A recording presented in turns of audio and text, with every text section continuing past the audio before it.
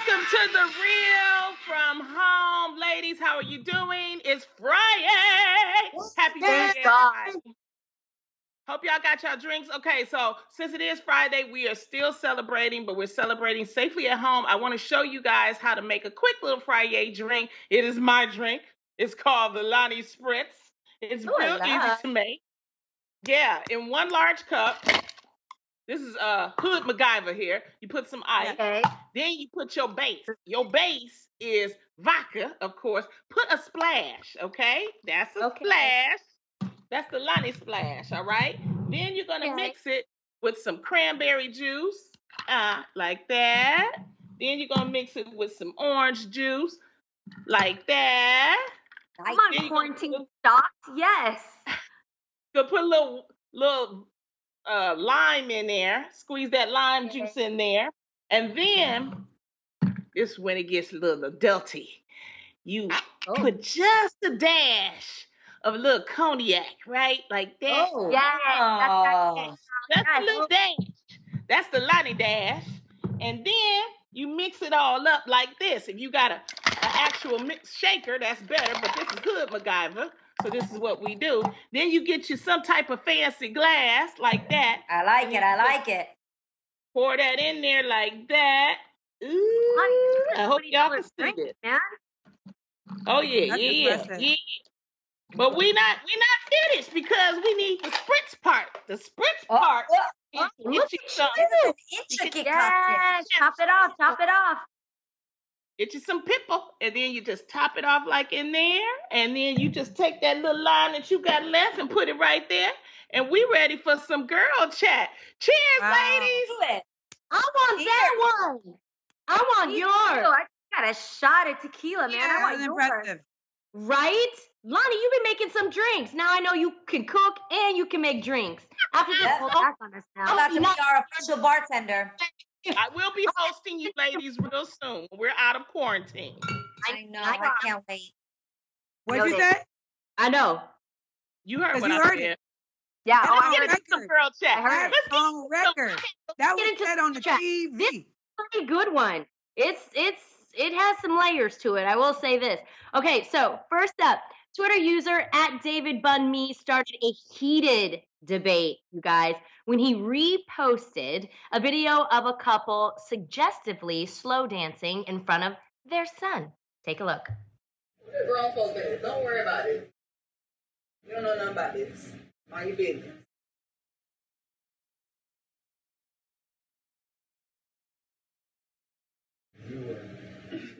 You see? Okay. He said he thinks this is totally fine to behave like this in front of a child, and that because many children grow up seeing the opposite, they grow up thinking it's unmasculine to openly show affection to a woman. So I want to know what you ladies think of this parental PDA.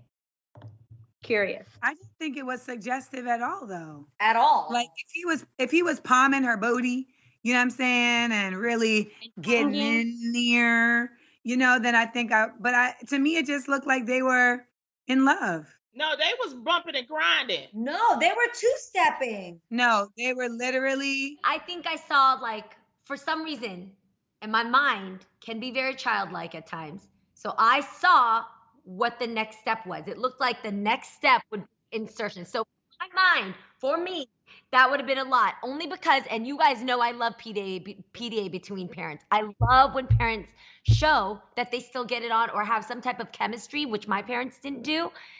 And so it was just you know what it was? It was the humpage.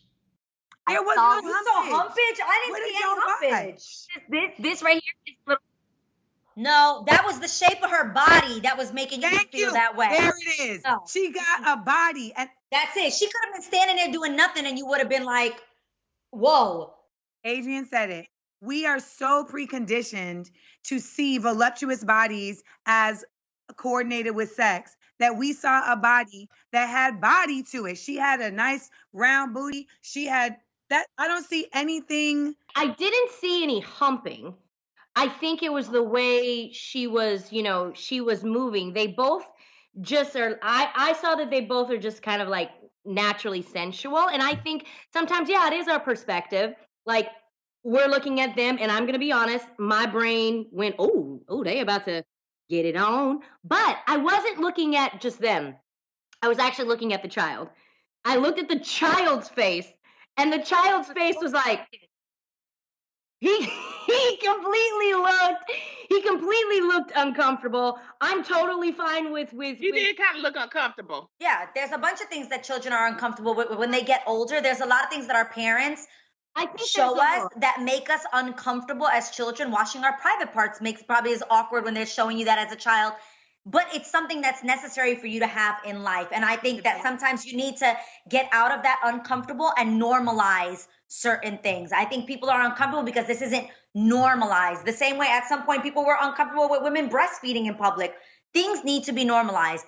Parents loving on each other, being in love with another, being the fact that children should openly know, oh, my parents are intimate. They have a healthy sexual relationship. That is normal. That is marriage. That is normalized.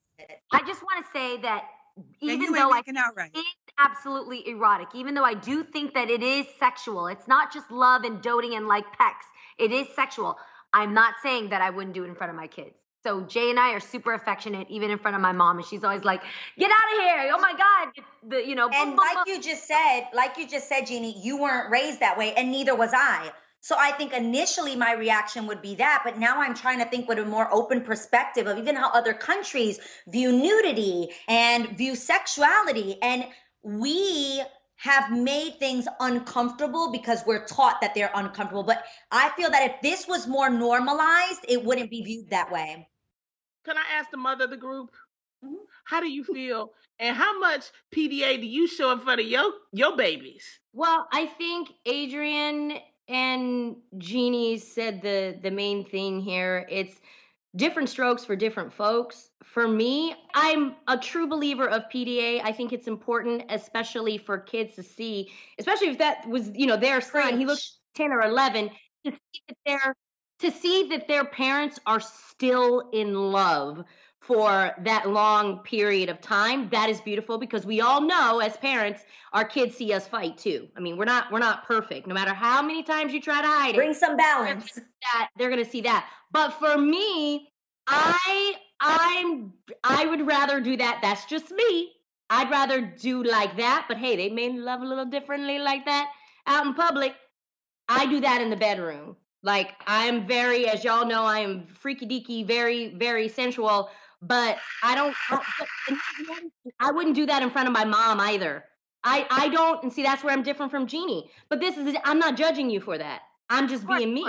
Right. But I just want to say that the guy who posted it said something that I thought was really important, where he said, I think it's good for young men to see, like, fathers showing affection. I'm paraphrasing, but fathers showing affection to their mothers, because it really shows you can show affection to a woman and be soft. And it's not corny. And that doesn't emasculate you.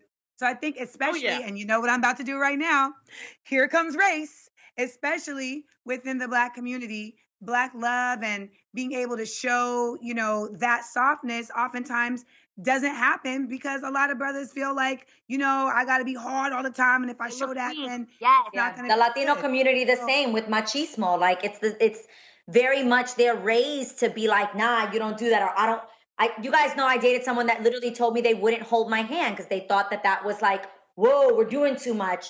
But I think that has to do with upbringing and what you view as being the norm.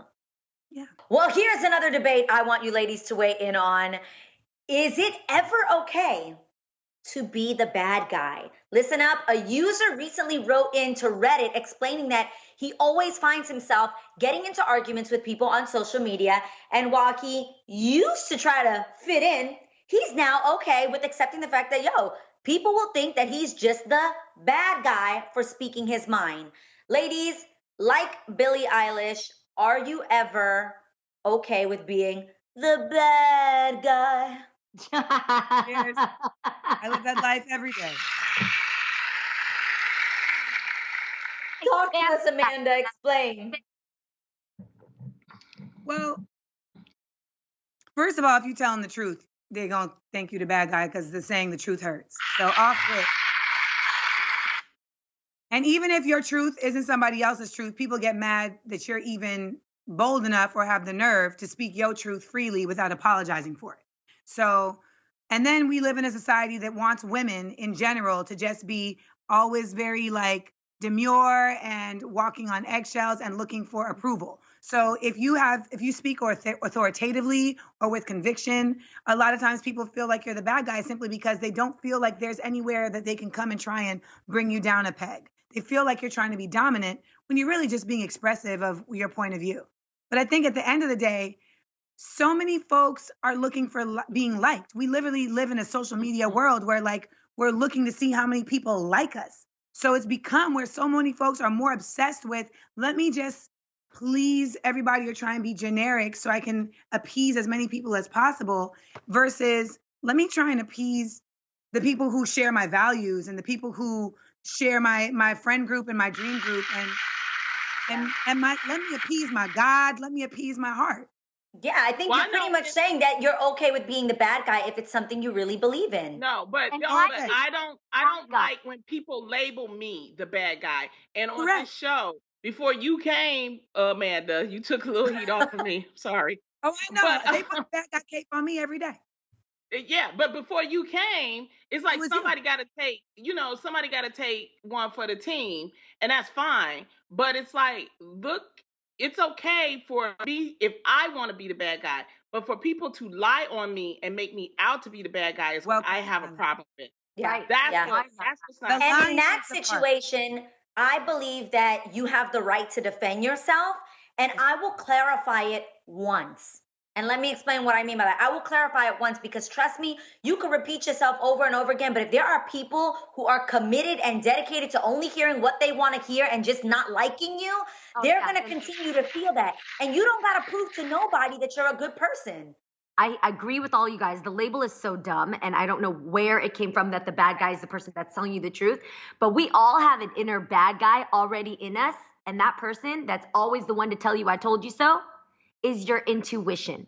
Your intuition is always the one to kind of let you know, like, you knew that was going to happen. So why is it that we get framed badly when we're the ones telling you what your intuition is probably also telling you, whether you shouldn't go out with that guy, whether you shouldn't stay at that job, whether you shouldn't do that marriage.